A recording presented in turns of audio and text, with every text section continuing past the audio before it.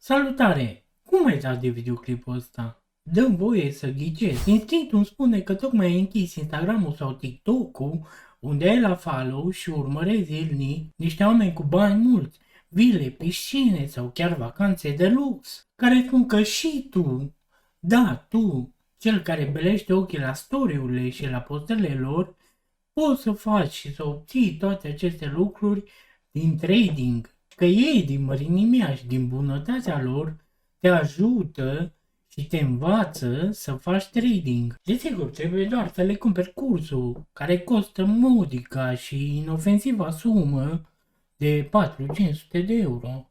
4-500 de euro, mă. Nimic. Și zici, gata, am găsit soluția. Mâine mă duc și îmi dau demisia de la job. Mă apuc de trading. O să fiu milionar. Cred că trebuie să-mi cumpăr o mașină de număra bani. Cum o să număr eu atâția bani? Și unde o să-i țin? Nevastă, trebuie să cumpărăm un seif. Alo, domnul, doamna, treziți-vă, treziți-vă. Hai să-ți dau 3 motive de ce nu ar trebui să faci trading. Dar înainte trebuie doar să plătești taxa care costă doar $599. Doar azi, doar azi. Glumesc. Vreau să zic să dai un like videoclipul ăsta dacă vrei. Un subscribe dacă vrei să mai vezi fața asta urâtă și cadrul ăsta șmecher de dormitor pe sărăchie.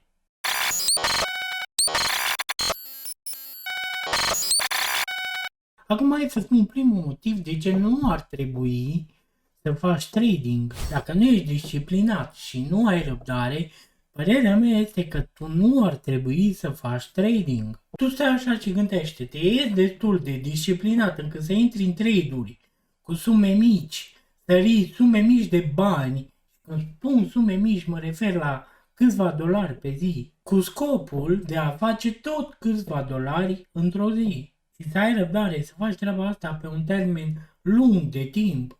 Sau vrei să faci bani mulți și să devii bogat rapid. Dacă nu ești disciplinat și nu ai răbdare, cu tot respectul spun că zilele tale ca trader îți sunt numărate. Hai să-ți dau un exemplu. Să zicem că tu ai un capital de $1000 și riști pe un trade $500. Doar 2 trade-uri pierdute, ți-ai pierdut tot capitalul și aventura ta în trading s-a terminat. Și asta se poate întâmpla în câteva ore sau chiar în câteva minute. O gândire disciplinată și de om care are răbdare ar fi: o să fac trading de la ora D la ora D.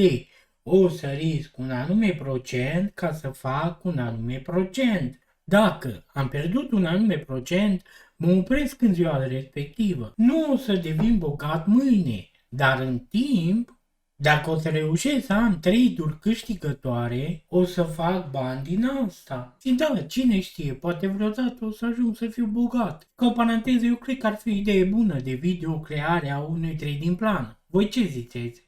Așa că da, dacă în general nu ești disciplinat în viață, cheltui mai mult decât produci, te lași condus de emoții, nu-ți faci niciodată niciun plan, nu ai răbdare, te grăbești, vrei totul să se întâmple acum, în momentul ăsta. Părerea mea este că nu ar trebui să te apuci de trading. Acum desigur că totul se învață și lucrurile astea tu le poți schimba și te poți remodela cum vrei tu. Al doilea motiv de ce nu ar trebui să faci trading este sursa actuală de venit. Dacă nu e un loc de muncă stabil sau o afacere care să-ți asigure un venit lunar, sfatul meu este că nu ar trebui să te apuci de tranzacționat. Ca să faci trading, ai nevoie de un anume capital cu care să tranzacționezi. Și acum o să fie oameni care o să zică: dar eu am 2000 de euro puși deoparte, de ce am capital? Ok, ai capital, dar tu din ce trăiești până reușești să scoți bani din trading? Pentru că o să dureze câteva luni sau chiar peste un an până reușești să fii profitabil și să retragi bani din contul de tranzacționare. Iar cine spune că după o lună a reușit să fie profitabil și deja retrage bani săptămânal, omul ăla ori e un geniu, ori a călcat în ceva și are mega noroc, ori te minte. Plus că e și varianta să pierzi cei 2000 de euro Și atunci ce faci? Rămâi și sărac și fără așa zisa carieră de trader. Și încă ceva foarte important. Dacă ai un job sau o afacere și în același timp faci și trading, timp de 2-3 luni vezi că îți merge cu trading-ul, nu fă prostia de a-ți închide afacerea sau a-ți da demisia pentru trading. Asta e o greșeală mare pe care mulți o fac. Voi trebuie să înțelegeți că e nevoie de mult timp în care ești profitabil. Și când spun profitabil mă refer la a face cel puțin dublu decât faci la job și a munci jumătate decât muncești acolo. Asta ca să poți valida faptul că ai succes cu trading-ul și că poți să-ți dai demisia de la vechiul job sau să-ți închizi afacerea. Așa că da, dacă nu ai un loc de muncă stabil care să-ți aducă un venit decent lunar, nu te apuca de trading. Înainte asigură-te că ai o sursă de venit lunar și timp destul ca să înveți și după da, poți să încerci și trading-ul ăsta. Al treilea motiv de ce nu ar trebui să faci trading este, dacă nu ai timp și nu ești dispus să înveți, nu ai ce căuta în domeniul ăsta. Acum eu știu că mulți mentori spun că este ușor și că nu ai nevoie decât de o oră, două pe zi, în care nu trebuie să faci decât să urmezi strategia lor foarte simplă, etc. Toate aceste vorbe sunt niște abureli care să te facă să le cumperi cursul. Trading-ul este un domeniu foarte complex în care ai nevoie să știi o grămadă de lucruri și niciodată nu o să știi tot. Și nu există trader ca să știe tot. Dacă ar exista, ăla probabil ar fi catralionar în lire. În trading nu există strategia perfectă. Pe toată perioada de timp în care faci trading o să trebuiască să înveți aproape zilnic. Și din greșelile tale, dar și lucruri noi. De exemplu, lucruri care să te ajute să ai un risc mai mic și un profit mai mare. Sau cum să ai mai multe trade-uri câștigătoare.